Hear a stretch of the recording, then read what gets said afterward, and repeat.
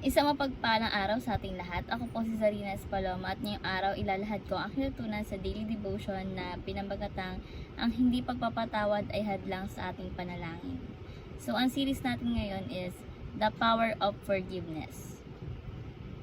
And ang scripture po natin ngayon is Mark chapter 11 verses 25.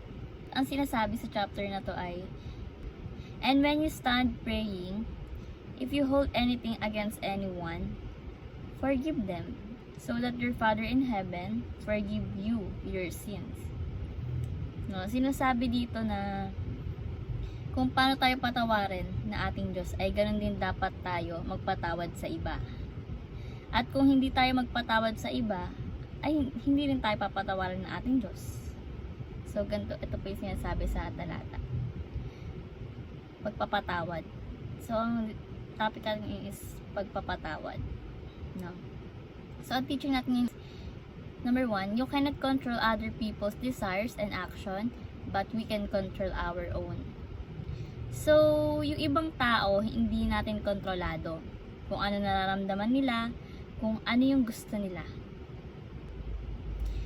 Mga decision at actions nila, but we can control our own, no? Yung pagpapatawad, hindi yan nakadepende sa ibang tao o sa decision o sa desire ng ibang tao, no? Kapag yung ibang tao naagawa sa atin ng kasalanan, tas hindi man lang humingi ng sorry or what, sabi nga ni pastor is regardless, ang mahalaga tayo, no? So tayo ang magpapatawad kahit hindi humingi ng tawad yung mga tao nagkakasala sa atin, no? Mahirap at masakit to ang pagpapatawad natin, no? Mabigat. 'Di ba tayo, lahat naman tayo may ugaling mahirap magpatawad. Depende sa ginawa nila, 'di ba? Pero in the end, kailangan natin is magpatawad kasi kapag hindi tayo nagpatawad, parang kulang, hindi naman kulang, parang mabigat lang sa atin, no? 'Di ba?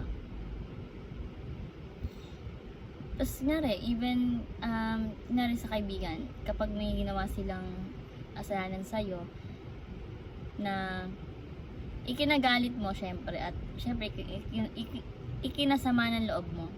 As hindi man lang sila humingi ng sorry or what. Pero sa sarili mo, pinatawad mo na sila kasi nga ganun din yung Diyos sa atin, 'di ba? Pero sabi nga sa talata, kung ikaw ay mayroong sama ng loob sa taong yon, yung taong sinasabi dito, yung kaibigan, family, best friend, or etc. Kahit hindi niya ma-realize yun, yung nagawa niyang kasalanan, patawarin pa rin natin. Kumbaga, hindi siya aware sa kasalanan ginawa niya. Kumbaga, yung ginawa niya is parang joke time lang, ganun, is patawarin na lang natin. Next is, unforgiving heart hinders our prayers. So, sinasabi dito, kapag hindi tayo nagpatawad sa mga taong nagkakasala sa atin, maapektuhan yung mga prayers natin. Maapektuhan yung prayers natin kay Lord. Like for example, hiningi mo kay Lord ay patawarin ka. Parang, Lord, patawarin mo ako sa ganito, sa kanito. Paano ka papatawarin ni God kung ikaw mismo, sarili mo na, hindi mo kaya magpatawad sa iba? 'Di ba? Hindi ka marunong magpatawad, hindi ka marunong maawa, ganun. 'Di ba?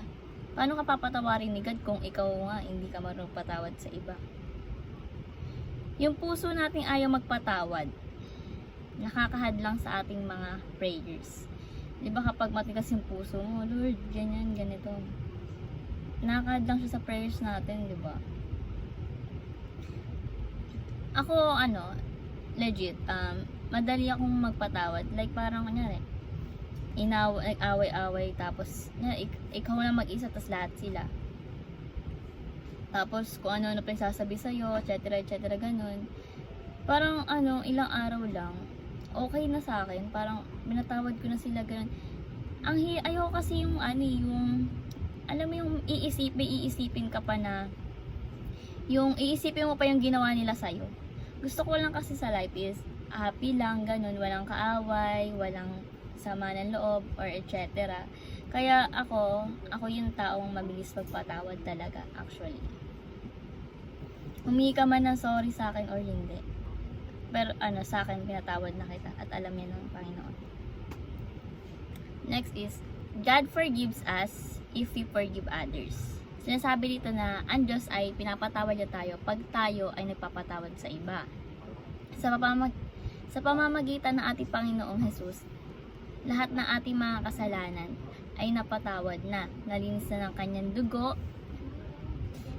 At pag tayo nagkasala, kasama na yun sa paglilinis ni God o sa pagpapatawad ng ating Panginoon. No?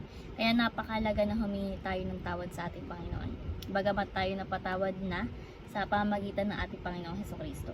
Kapag tayo hindi napatawad, at tulad ng sinabi ko, maapektuhan yung mga prayers natin. Yung mga gusto natin sa life is maapektuhan.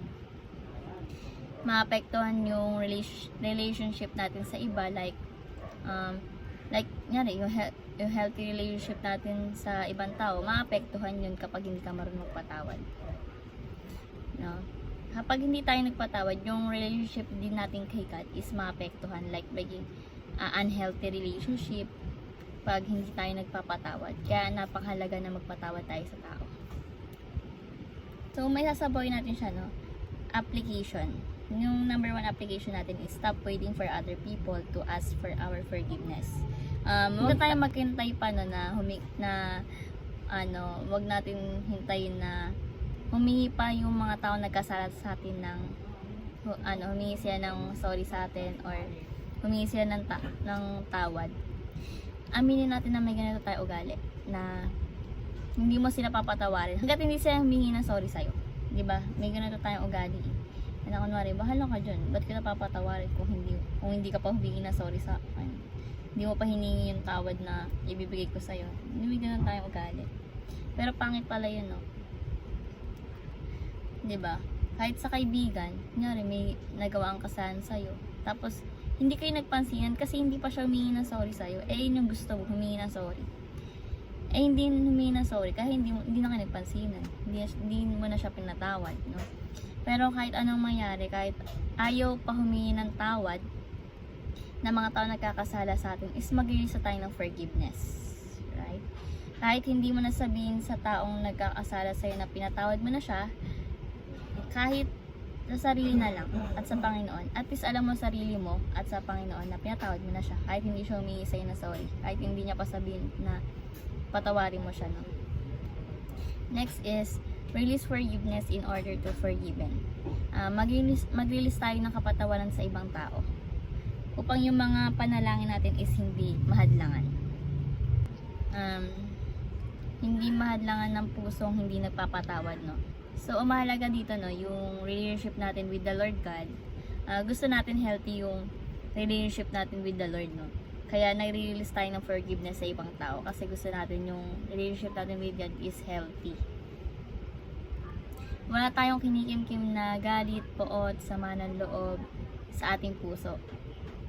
At ayun, ay healthy yun ng relationship natin with God, no? Lastly is set ourselves free from anger, grudge, and bitterness. Sinasabi dito na umpoot, galit, sama ng loob, yung nararamdaman natin, kinikimkim natin. So, ang gawin natin is palayain natin. Palayain natin yung sarili natin. Magkaroon tayo ng kalayaan mula sa ganitong emosyon o damdamin, no? Gusto na ating Diyos na makalaya tayo sa ugaling ganito.